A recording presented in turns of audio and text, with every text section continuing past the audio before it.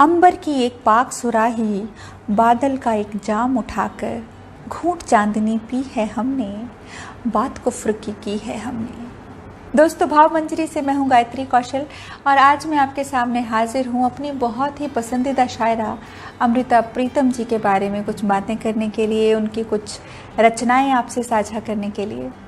दोस्तों, आज अमृता जी का जन्मदिन है और मेरे लिए उनका जन्मदिन बहुत ही खास मौका होता है। ऐसे मौके पर उन्हें याद करना मेरे लिए बेहद लाजमी है। दोस्तों, गैर हिंदी भाषाओं में यूँ तो बहुत लेखक हुए हैं जिन्हें हिंदी पाठक बहुत शिद्दत के साथ पढ़ते रहे हैं, उनसे मोहब्बत करते रहे हैं, लेकिन पंजाबी लेखिका अमृता प्रीतम की बात ही अलग है। वो ऐसी लेखिका हैं जिन्हें हिंदी में न केवल पढ़ा गया बल्कि बहुत सराहा गया और उनकी शख्सियत ही ऐसी थी, बहुत खास। उन्होंने अपनी ज़िंदगी को अपनी शर्तों पर जिया। ऐसा नहीं है कि अमृता अपनी परंपराओं से जुड़ी नहीं थी, वो भी कभी कभी विद्रोह से घबराकर हाथों की लकीरों और जन्म के लेखों जोखों में रिश्ते तलाश करने लगती थी। और जिस समय की ये बात है कि उनका इमरोज़ से मिलना हुआ, उस समय समाज ऐसी बातों को बहुत सख्ती से लेता था, पर अमृता ने उस समय को भी जी कर दिखाया। अमृता का एक रंग देखिए, मुझे बहुत पसंद है उनकी ये रचना। मुझे लगता है आप भी इसी रंग में रंग जाएंगे। मैं तेनू फेर मिलांगी, किथे किस तरह पता नहीं, शायद तेरे तखयल दी चिंगारी बन के तेरे कैनवस ते उतरांगी, जब खोरे तेरे कैनवस ते उत्ते एक रहस्यमई लकीर बन के खामोश तेनू तकदी रवांगी, जब खोरे सूरज दी लौ बन के तेरे रंगा विच घुलांगी, ਜਾਂ रंगा दिया बावां विच बैठ के तेरे कैनवस नू वल्लांगी, पता नहीं किस तरह किथे पर तेनू ज़रूर मिलांगी, जब खोरे एक चश्मा बनी होवांगी ते जिवें झरनियां दा पानी उड्डदा है, मैं पानी दियां बूंदां तेरे पिंडे ते मलांगी, ते एक ठंडक जही बन के तेरी छाती दे नाल लगांगी। मैं होर कुछ नहीं जानती, बस इन्ना जानती हाँ कि वक्त जो भी करेगा एक जन्म मेरे नाल तुरेगा। ए जिस्म मुकदा है ते तां सब कुछ मुक जांदा है, पर चेतना दे धागे ओ कायनाती कण हुंदे ने, मैं उन्हां कणां नूं चुगांगी ते तेनू फेर मिलांगी। दोस्तों, अमृता प्रीतम जी का जन्म 1919 में गुजरांवाला, पंजाब, पाकिस्तान में हुआ था। बचपन लाहौर में बीता और शिक्षा भी वहीं पर हुई। इन्होंने पंजाबी लेखन की शुरुआत बहुत ही छोटी उम्र से, किशोरावस्था से ही कहानी, निबंध, कविताओं के माध्यम से लिखना शुरू कर दिया था। अमृता जी सिर्फ 11 साल की थी तभी इनकी माता जी का निधन हो गया, इसलिए घर की तमाम जिम्मेदारी भी इनके कंधों पर आ गई। ये उन विरले साहित्यकारों में से हैं जिनका पहला ही संकलन बहुत ही छोटी उम्र में, महज 16 साल की आयु में इनका पहला संकलन प्रकाशित हो गया था। फिर आया विभाजन का दौर। इन्होंने विभाजन का दर्द सहा था, इसे बहुत ही करीब से महसूस किया था। इनकी कहानियों में आप इस दर्द को स्वयं महसूस कर सकते हैं। विभाजन के समय इनका परिवार दिल्ली में आ बसा। अब इन्होंने पंजाबी लेखन के साथ साथ हिंदी में भी लिखना शुरू कर दिया। इनका विवाह इनके माता पिता ने बहुत ही छोटी उम्र में, 16 साल की उम्र में एक संपादक से तय कर दिया था। क्योंकि रिश्ता बचपन में ही हो गया था तो बहुत लंबा नहीं चल पाया और ये वैवाहिक जीवन 1960 में एक तलाक के साथ टूट गया। अपने लेखन के शुरुआती दिनों में उस समय का एक प्रसंग अमृता प्रीतम ने एक पत्रिका में एक स्तंभ में बताया था कि वो दिन आज भी मेरी आंखों के सामने आ जाता है और मुझे दिखती है मेरे पिताजी के माथे पर चढ़ी हुई त्योरी। मैं तो बस एक बच्ची ही थी। जब मेरी पहली किताब 1936 में छपी, उस किताब को बहुत पसंद करते हुए मेरी हौसला अफजाई के लिए महाराजा कपूरथला ने मुझे 200 रुपए का मनी ऑर्डर किया था और इसके चंद दिनों बाद नाभा की महारानी ने भी मेरी किताब के लिए मुझे कोई उपहार भेजा। डाक से शायद मुझे एक साड़ी भेजी थी। कुछ दिनों बाद डाकी ने एक बार फिर से हमारे घर का रुख किया और जब डाकी ने दरवाज़ा खटखटाया, दस्तक सुनते ही मुझे लगा कि फिर से मेरे नाम का कोई मनी आर्डर या फिर पार्सल आया है। मैं जोर के से ये बात कहते हुए दरवाजे की ओर भागी कि आज फिर एक और इनाम आ गया। इतना सुनते ही मेरे पिताजी का चेहरा तमतमा गया और उनके माथे पर चढ़ी वो त्योरी मुझे आज भी याद है। मैं वाकई एक बच्ची ही थी उन दिनों, और ये मुझे मालूम भी नहीं था कि पिताजी मेरे अंदर कुछ अलग तरह की शख्सियत देखना चाहते थे। उस दिन तो मुझे बस इतना लगा कि इस तरह के अल्फाज नहीं निकालने चाहिए। बहुत बाद में मैं ये समझ पाई कि लिखने के एवज़ में रुपया या इनाम पाने की चाह दरअसल लेखक के व्यक्तित्व को बहुत छोटा बना देती है। एक बार किसी ने इमरोज़ से पूछा कि आप जानते थे कि अमृता जी साहिर से दिली लगाव रखती हैं और फिर साजिद पर भी स्नेह रखती हैं, आपको ये कैसा लगता है? इस पर इमरोज़ बहुत ज़ोर से हंसे और बोले कि एक बार अमृता ने मुझसे कहा था कि अगर वे साहिर को पा लेती तो मैं उनको नहीं मिलता। तो मैंने उनको जवाब दिया था कि तुम तो मुझे ज़रूर मिलती, चाहे मुझे तुम्हें साहिर के घर से ही निकाल कर लाना क्यों ना पड़ता। जब हम किसी को प्यार करते हैं तो रास्ते की मुश्किल को नहीं गिनते।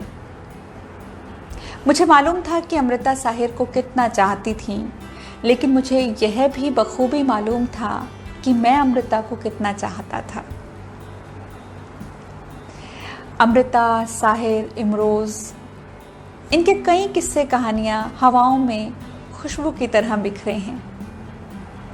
वो गाहे बगाहे सुंदर कोमल फूलों की तरह लोगों की स्मृतियों में खिलते रहते हैं। मिसाल के तौर पर अमृता जी के इस खूबसूरत टुकड़े पर गौर फरमाएं कि इश्क समतल सपाट भूमि का नाम है, न ही घटना रहित जीवन का सूचक। जब ये भूमि होता है तब इसके अपने मरुस्थल भी होते हैं, और जब ये पर्वत होता है तब इसके अपने ज्वालामुखी भी होते हैं। जब ये दरिया होता है तब इसके अपने भंवर भी होते हैं, और जब ये आसमान होता है तो इसके अपने तारे और अपनी बिजलियां भी होती हैं। ये खुदा को मोहब्बत करने वालों की हालत होती है, जिसमें खुदा अपने आशिक को अपने बल पर विद्रोह करने का हक भी होता है और इनकार करने का भी। ये ऐसे है जैसे कि खुले आकाश के नीचे जब कोई छत डालता है तो वो असल आकाश को नकारता नहीं है। ये उसी तरह की एक भावना है। तो अमृता जी की ये अमृत धारा ही तो है ये। इसे ओक में भरकर थोड़ा सा पी लें, समझ लें और जी लें। कुछ किस्से किताब से ये एक उनका संकलन था कि औरत की पाकीज़गी का ताल्लुक समाज ने कभी भी औरत के मन की अवस्था से नहीं पहचाना, हमेशा उसके तन से जोड़ दिया। इसी दर्द को लेकर मेरे एरियल नावल की जो किरदार है एनी, उसके अल्फाज हैं कि मोहब्बत और वफ़ा ऐसी चीज़ें नहीं हैं जो किसी बेगाना बदन के छूते ही ख़त्म हो जाएं। हो सकता है पराए बदन से गुजर कर वो और भी मजबूत हो जाएं। जिस तरह इंसान मुश्किलों से गुजरकर और मजबूत हो जाता है। औरत और मर्द का रिश्ता और क्या हो सकता था। मैं इसी बात को कहना चाहती थी कि एक कहानी लिखी मलिका जब बीमार है, सरकारी अस्पताल में जाती है तो कागजी कार्रवाई पूरी करने के लिए डॉक्टर उसे पूछता है कि तुम्हारी उम्र क्या होगी। मलिका कहती है, वही जब इंसान हर चीज़ के बारे में सोचना शुरू करता है और फिर सोचता ही चला जाता है। डॉक्टर पूछता है, तुम्हारे मालिक का नाम? मलिका कहती है, मैं घड़ी या साइकिल नहीं जो मेरा मालिक हो, मैं औरत हूँ। डॉक्टर घबरा कर कहता है, मेरा मतलब है तुम्हारे पति का नाम। मलिका जवाब देती है, मैं बेरोजगार हूं।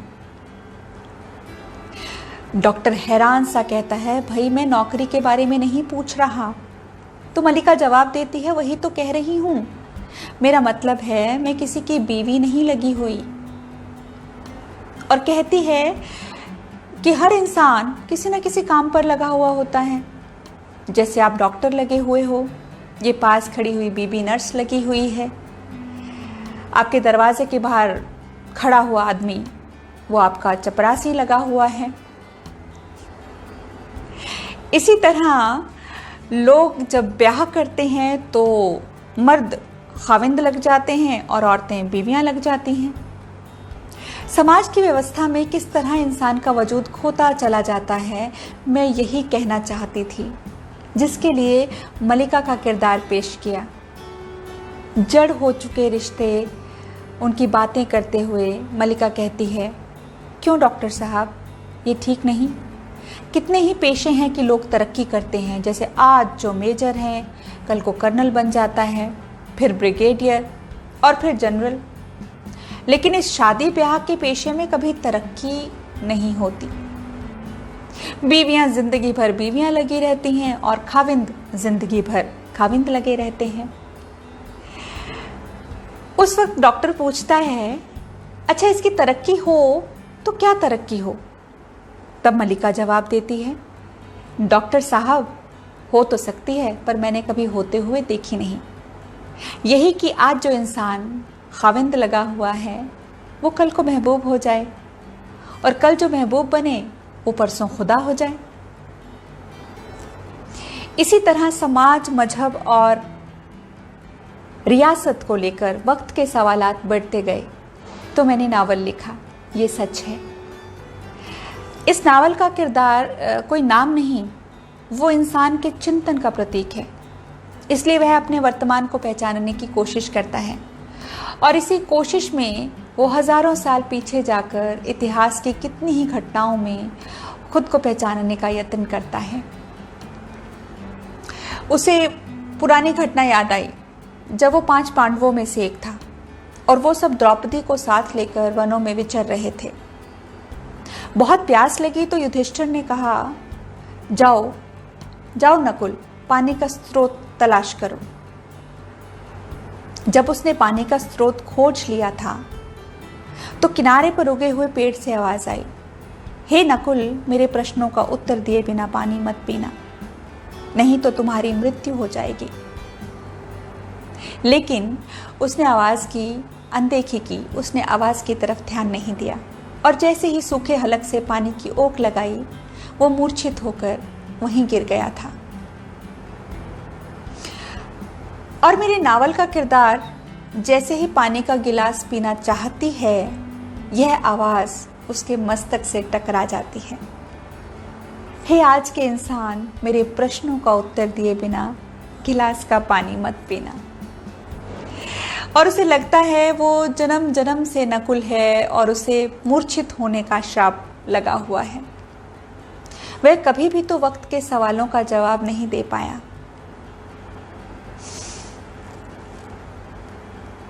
एक और किस्सा, ये कागज ये कलम, एक अक्षर किताब से एक और कुछ और अंश देखिएगा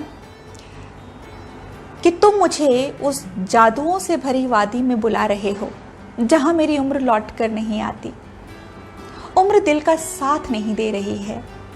दिल उसी जगह पर ठहर गया है जहां ठहरने का तुमने उसे इशारा किया था। सच, उसके पैर वहीं रुके हुए हैं। पर आजकल मुझे लगता है एक एक दिन में कई कई बरस बीते जा रहे हैं और अपनी उम्र के इतने बरसों का बोझ मुझसे अब सहन नहीं हो पा रहा है। अमृता। और ये एक रचना कि मेरी सारी जिंदगी मुझे ऐसी लगती है जैसे मैंने तुम्हें एक खत लिखा हो। मेरे दिल की हर धड़कन एक अक्षर है, मेरी हर सांस जैसे कोई मात्रा, हर दिन जैसे कोई वाक्य और सारी जिंदगी जैसे एक खत। अगर कभी ये खत तुम्हारे पास पहुंच जाता, मुझे किसी भी भाषा के शब्दों की मोहताजी ना होती। दोस्तों अभी और बहुत सारी बातें हैं जो मुझे अमृता जी के बारे में करनी है। मैं उनके किस्से, उनकी कविताएं यूं ही पढ़ती रहूँगी और उनका जिक्र शायद मैं ताउम्र करती रहूँगी।